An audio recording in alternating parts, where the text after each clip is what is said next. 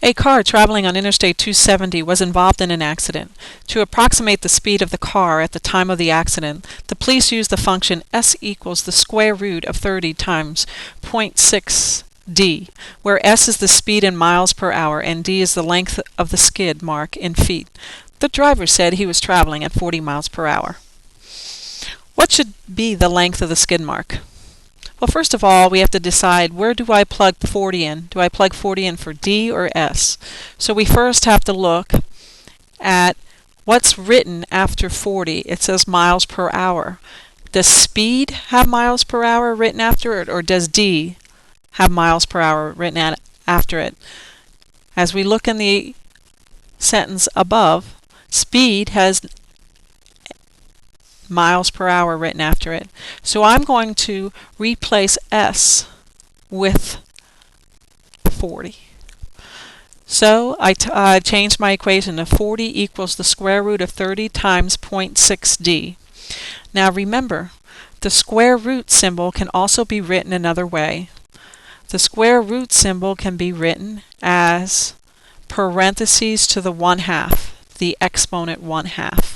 So now I rewrote the equation. 40 equals 30 times 0.6d to the 1/2. Next, I know I need to get rid of the square root of 1/2. So, to get rid of the square root, I place brackets on each side of the equation, and I take the reciprocal of the exponent of 1/2. The reciprocal of 1/2 is 2. So now my new equation is the quantity 40 squared equals the quantity 30 times 0.6d raised to the quantity 1/2, quantity squared. What happens to the 1/2 and the 2? It cancels out. What is 40 squared? 40 squared is 16,000.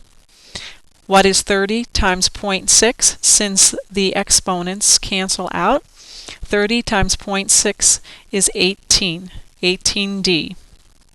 What do I do next? I divide by 18, and I have 88.89 feet is the distance of the skid mark.